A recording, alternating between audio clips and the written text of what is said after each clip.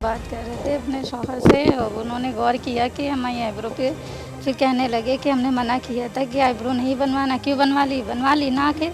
तो हमने कहा नहीं बनी, कहाँ बनी है, कहीं बनी तो है, देखो हमसे झूठ बोल रही हो, हमको बता रही हो।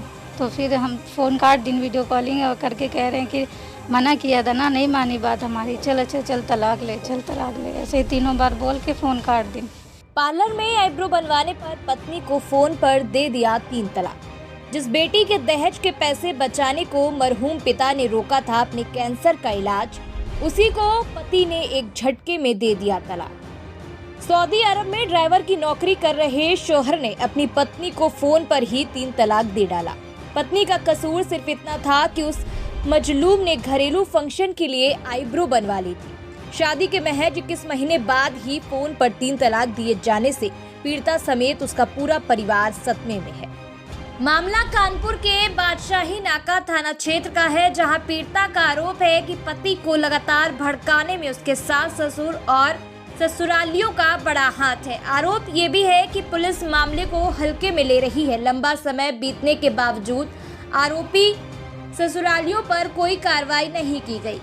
कुली बाजार में रहने वाली पीड़ित युवती ने बताया कि जनवरी 2022 में ही उसके माता पिता ने प्रयागराज के कोहना फूलपुर निवासी मोहम्मद इस्लाम के पुत्र सलीम से उसका विवाह किया था। पीड़िता और उसकी मां का कहना है कि कुली बाजार में किराए के एक कमरे वाले मकान में रहते हुए भी उनके कैंसर पीड़ित पति मंजूर आलम ने अपना इलाज न कराकर बेटी के दहेज के लिए पैसे जोड़े थे, जिससे कि वो शादी के बाद हंसी खुशी जिंदगी बिता सके। इकलौती बेटी की शादी में जीवन भर की कमाई दे दी। 4 तारीख की हम बात कर रहे थे अपने शौहर से और उन्होंने गौर किया कि हमारी आईब्रो पे फिर कहने लगे कि हमने मना किया था कि आईब्रो नहीं बनवाना, क्यों बनवा ली ना आखिर। तो हमने कहा नहीं बनी, कहाँ बनी है, कहीं बनी तो है, देखो हमसे झूठ बोल रही हो, हमको बता रही हो।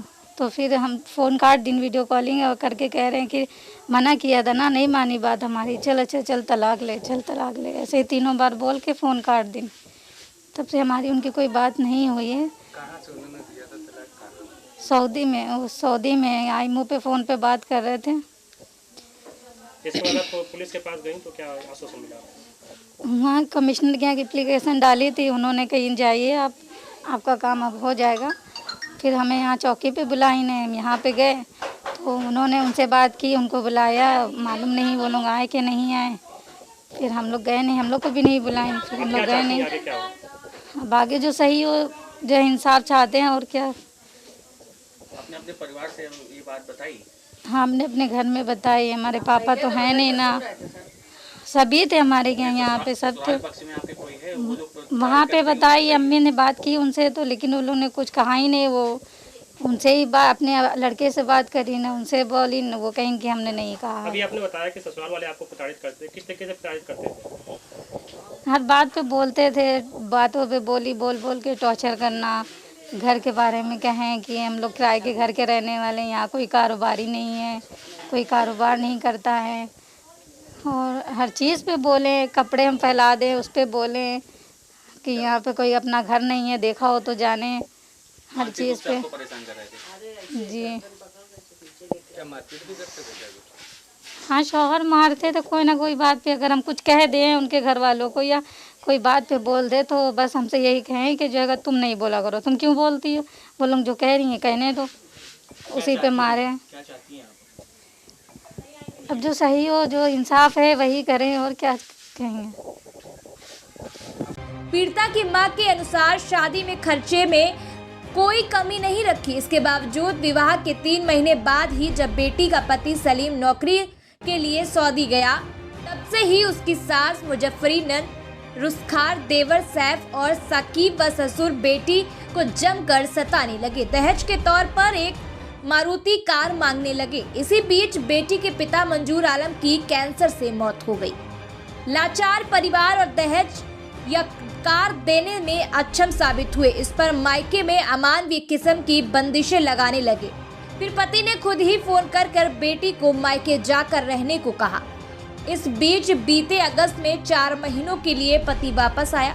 बेटी दामाद खुशी खुशी साथ रहे, पर दामाद के वापस जाते ही फिर से ससुराली उसको सताने लगे। फोन पर दामाद को उसकी पत्नी के लिए झूठी बातें कहकर भड़काने लगे। यहाँ बेटी को फिर से सताने लगे। इस पर बेटी फिर से मायके आ गई। इसी बीच बीते 4 अक्टूबर को ही दामाद ने मायके में रह रही पत्नी को वीडियो कॉल कर दी। ये एक फैमिली फंक्शन का समय था।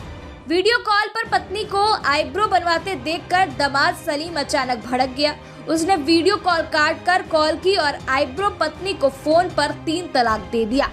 इतनी सी बात पर 3 तलाक दे डालने पर पीड़िता उसका पूरा परिवार दंग रह गया। लाख समझाने के बावजूद जब पति नहीं माना तो ससुरालियों के खिलाफ पीड़िता ने पहले IGRS के माध्यम से पुलिस में शिकायत दर्ज करवाई, फिर कमिश्नर कार्यालय पहुंचकर एप्लीकेशन भी दी। फिर भी कई दिन बीत जाने के बावजूद पुलिस केवल आरोपियों को नोटिस भेजकर बैठ गई। कोई भी कार्रवाई 3 हफ्तों से नहीं की गई। इस बीच आरोपी ससुराल वाले खुद ही सरिया अदालत पहुंच गए। अनाथ हो चुकी पीड़िता की मां के अनुसार ससुराली अब अनाथ बेटी को उसका बाकी जीवन बिताने के लिए कुछ भी वापस देने को तैयार नहीं। उसका जीवन कैसे कटेगा? पुलिस भी यूं ही बैठी है, बेटी सदमे में है। ये अभी थाना बादशाही नाका पर एक महिला के द्वारा एक प्रार्थना पत्र दिया गया था, जिसमें उसने आरोप लगाए थे कि जो उनके ससुराली जन है उनके द्वारा उसका दहेज के लिए उत्पीड़न किया जा रहा है। तथा अभी कुछ दिन पहले ही इस महिला ने कि जब अपने पति से, जो कि सऊदी में रहते हैं, उनसे जब वीडियो कॉल पे बात हो रही थी, तो इस महिला का कहना है कि क्योंकि उसने अपनी आईब्रोज बनवा ली थी, इसके बात से नाराज़ होकर इनके पति के द्वारा इन्हें जो वीडियो कॉल थी उसी पर 3 तलाक दे दिया गया। जैसे ही मामला संज्ञान में आया है, हमने तहरीर लेके इसमें मुकदमा पंजीकृत किया है और इसमें आगे की वैधानिक कार्यवाही की जा रही है। सर, परिजनों का आरोप है कि लगातार पुलिस से चक्कर लगा रही थी और 12 अक्टूबर के दिन कमिश्नर साहब के मिलने गए थे। उसके बाद कमिश्नर साहब की तरफ से आदेश किया गया था कि 6 दिन के अंदर रिपोर्ट करेंगे। तो कहीं ना कहीं इसमें एक पुलिस की लापरवाही नहीं, ऐसा नहीं है। देखिए, जैसे जिस दिन मुझे इस बारे में जानकारी हुई है, तत्काल हमने इसमें आदेश करके इसमें मुकदमा पंजीकृत कराया है। बाकी प्रिंट मीडिया में भी अगर आप देखेंगे तो इसमें भी जो अखबार में खबर चली थी उसमें भी उनके द्वारा जो वर्जन मांगा गया था, मैंने उसमें भी यही बात बताई थी कि जैसे ही मामला संज्ञान में आया तत्काल मुकदमा पंजीकृत हुआ और इसमें आगे की वैधानिक कार्रवाई की जा रही है। पुलिस ने जो प्रयागराज में उनके परिजन है, ससुराली जन है, उनको नोटिस भेजा था, लेकिन उसके बावजूद वो लोग नहीं आए। अब आगे की क्या कार्रवाई?